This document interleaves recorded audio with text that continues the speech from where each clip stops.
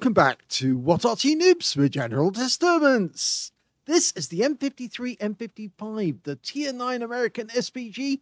This one's located on the southwest spawn of Outpost, and it's under the command of CL1CKER.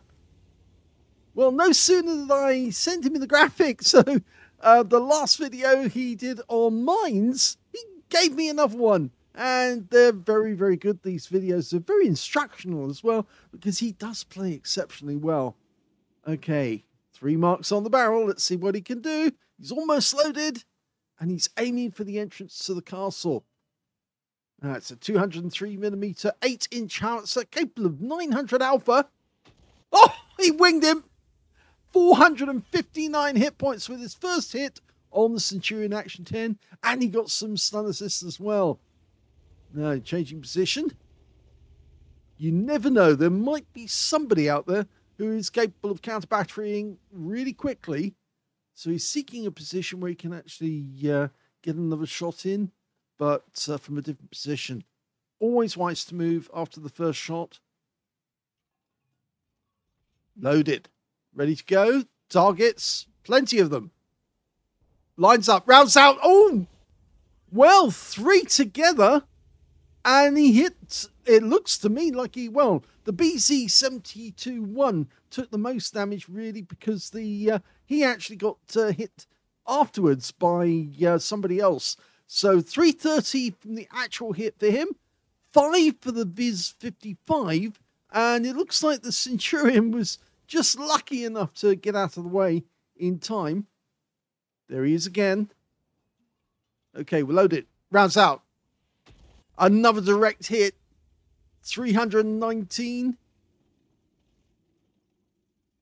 Now, we've got a teammate in another M53, M55, and he's not that far away from us. And obviously, there's something you should know if you're new to Arty, or if you're a regular even for that matter. Never try to shoot from the same position as somebody else if you can avoid it, because it increases the chances that the enemy will work out where you are, and they will aim for you because they can see the tracer from the other Arty, and they'll probably see the tracer from yours as well. And so obviously they think that's a juicy target. I'll stop shooting at the tanks and I'll start shooting at the enemy Arty instead. So you are attracting the enemy when you sight yourself next to somebody else. You don't have to move too far away from them, just enough so that it actually persuades the enemy that he doesn't want to actually shoot at you. Okay, 60 TP. No, he's decided that there's some juicier targets out here on this hill. And there's that 72-1. He just quickly checks, holds down his right hand mouse button to move and have a quick check on another position, see if there's any chance that he might get a juicy shot. There's the 72-1. He's being proxy spotted by our 72-1, who's just down below him, but within proxy spot distance.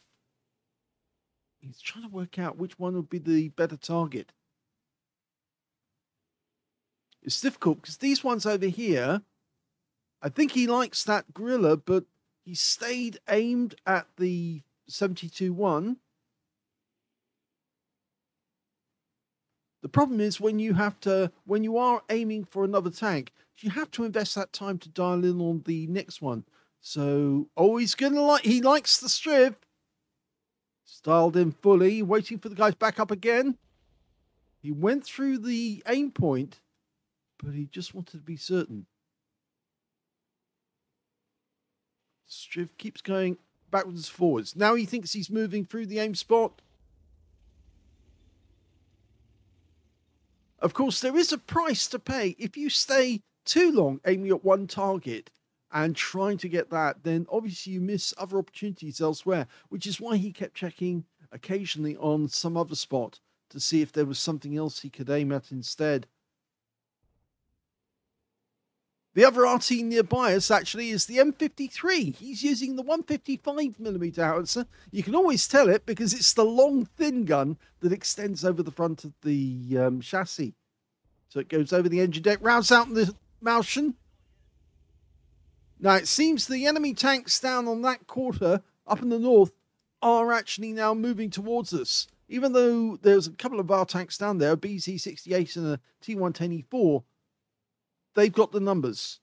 So they're forcing our guys into positions they don't really want to be in. If we can put in a bit of help, that will stop them. The Martian wants to have a go at the E4. Well, he's fired. Now he's in reload, and nice hit. 165. We got some assists as well. It seems the E4, though, went down. He was actually hit by the BZ-72-1. There he is. That's what hit him. It looks like the Martian was trying to keep the E4 there so the 72-1 could take a shot. So it might be that we need to get rid of that 72-1 in order to stop him shooting at our teammates. There he is. Lined him up. Let it settle. That's it. Ready? Rounds out. Well, it landed short, but it was a good shot anyway, and he did get some assist. Now, he's relocating because, of course, the enemy is getting closer. But for the moment, he's only going to stay over here. And our mediums are now moving into the castle grounds. They forced that 72-1 to leave. And in fact, actually, he did crash when he fell out of the castle. He actually went over the edge and died. This Martian's a one-shot. He's gone. The gorilla. Now, you can get penetrations on gorillas. Very thin armor. It's basically a Panther tank with a huge gun on it. Now, will we be able to get a shot? I think we will, because I think that red line's going to turn green. It has. He fires. And he gets a direct hit. Oh, that could be a penetrating shot. As you know, as I mentioned, it's 900 alpha. If you penetrate the armor, and it's very, very thin on the gorilla, you can actually get a massive haul of hit points. Okay, that gorilla's still on the move, but he has lost a few. Their leopard prototype is causing problems within the castle. Oh, he just took out our 430U. So we're actually having to relocate. Our guys are going to make a stand just north of the cap area.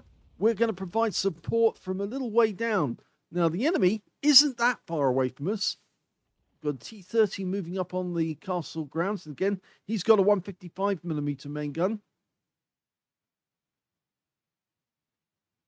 Okay, no, we've got no sight of them there. He's also improved his angle, so he can now hit the gorilla at his current location, if he's still there. Yes, he's just checking.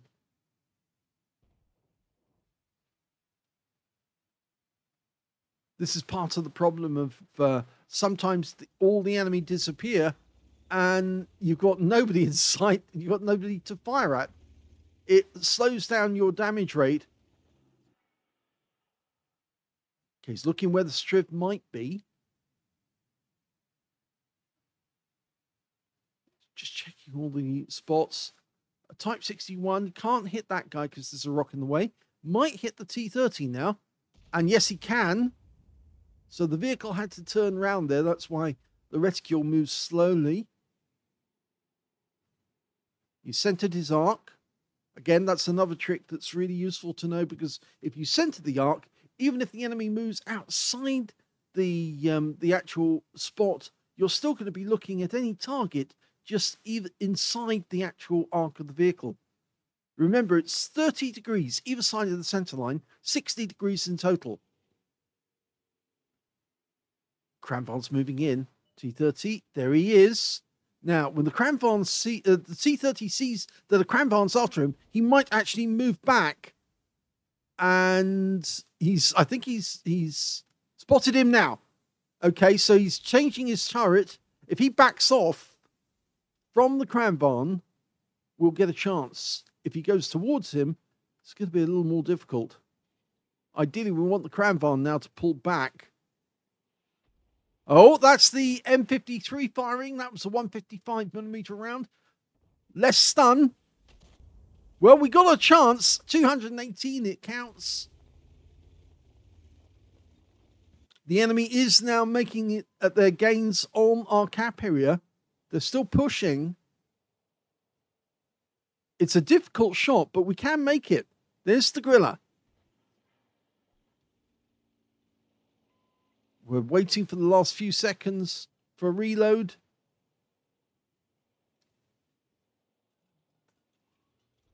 Okay, we can hit the Emil or the Griller.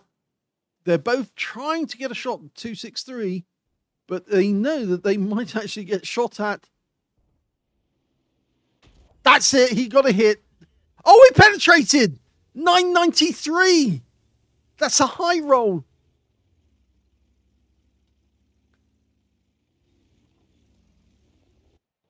Okay, the enemy Arty is now relocating as well. I'm wondering if he's actually trying to support his teammate, but he got spotted by the Cranvan. Okay, we're looking at where the Griller's going. Have we got a shot? Yes, we have. Lined it up, rounds out, and that's a kill.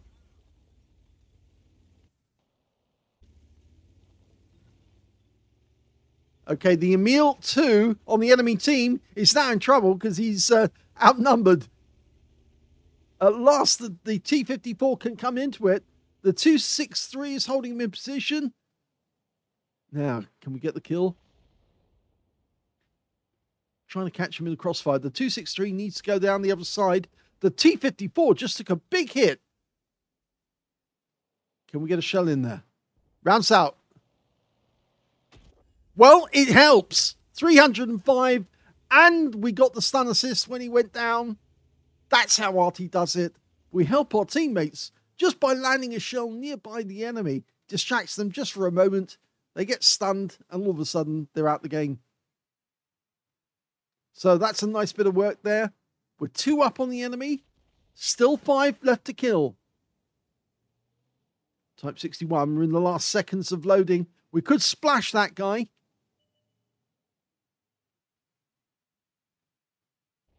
The enemy RT on the move again. Again got spotted by the T-54 this time, I think. All the pattern. Oh, we just picked up some stun assists, and the Type 61 took a hit. So he's now gone to the other side of the building, which makes it easier for us to get a hit now because he's on the move. We're not too far away from him. Now he's gone. Okay, that's good. Now, going back to the Arty, who's trying to use that building. There's the 268. Now, if the T-54 holds back, let us get a shot in first. He's backing up. Line up the shot. That's it. Keeps backing up. Rounds out. Went long. Okay, we've got one enemy tank retreating towards their cap. It's the Striv. The enemy RT now he's taken out. The Object 263 finally got him. Which means now there's only 2 left. The 268 and the Striv. There's the 268. He's very defensive. I think T-54 is thinking about jumping on him. No, he's decided not to jump. But I think he does want to get down and hit that guy. And he shouldn't try to do that. There's the M53 firing in. He's made a 1 shot. Rounds out. Well, we didn't get the kill. The kill actually went to the 263 after all. And we're in the last minute. I missed the 2-minute announcement because it was so focused. There's the Striv. Okay, we're almost loaded. Striv's given up, and that's the end of the game.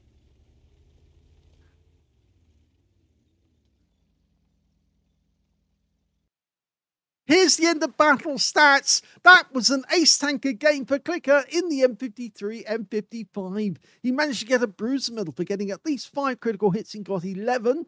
He got a Gauze Medal for doing more damage, exceeding 8 times the hit points of his own vehicle.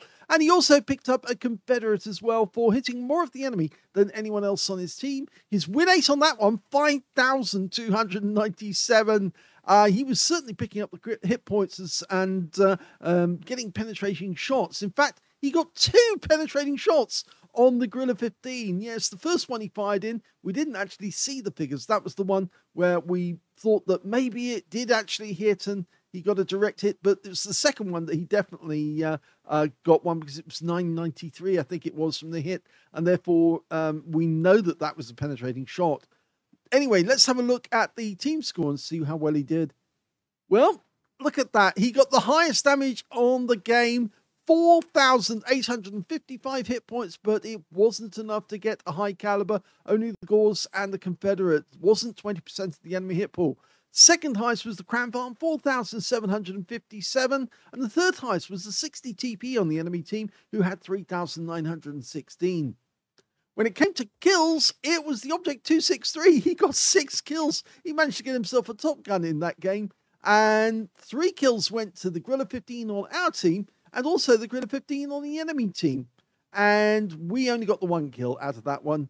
2 kills to the Patton in third place, but only 1 kill out of the game, which was the Guerrilla, so at least it was good in that sense. When it came to base XP, it was the Object 263 that managed to get 1,154, the highest base XP.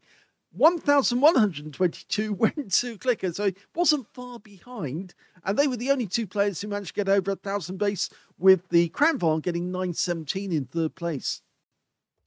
16 shots fired, 10 direct hits, 2 penetrating shots, so we know who those were, 14 splashes as well, 4,855 hit points, all of it at more than 300 meters. He kept moving to make sure that they didn't get too close so they could actually shoot him. It looks like the M53 actually went right into the corner where the trees were and kept firing from that position, which was perfectly okay. And in fact, actually, he found that towards the end of the game, he was actually getting good angles on some of the other enemy tanks who were appearing in certain places, like the T-30, for instance. That was the 155mm shell that came in and stunned that guy just before our shell hit him as well. 9 enemy vehicles were damaged, 1 was killed, so there's an 8 difference that earned him the Confederate. 1,426 hit points of stun assist of 14 stuns. On a premium account, he actually made a profit of 11,264 credits. And he also took away 1,683 experience points as well.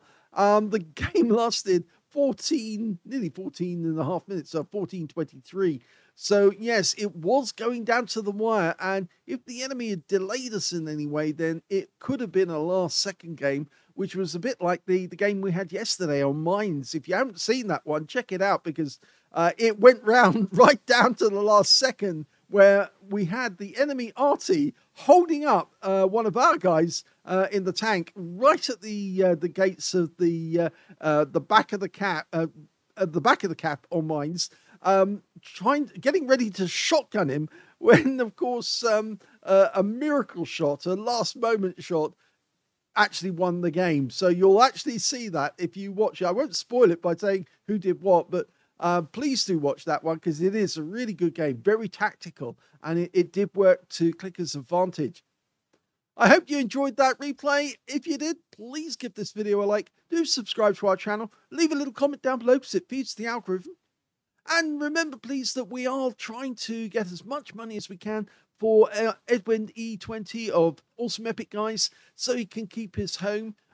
Any amount is being sent in. I mean, we're getting a few people who are sending in just a couple of quid, and that's fine. That is perfect. The more people, the merrier. And in fact, actually, both Awesome Epic Guys, Simon or Svotch and Edwin, are absolutely amazed at how many people have actually contributed to helping him keep his home. It was a very unfortunate set of circumstances. He thought he was going to well, be keeping that home as for into his marriage, but unfortunately it didn't work out. So we're doing our best so that he's not made homeless, and anything you can send, that would be great. I hope you enjoyed that one, and thank you for watching.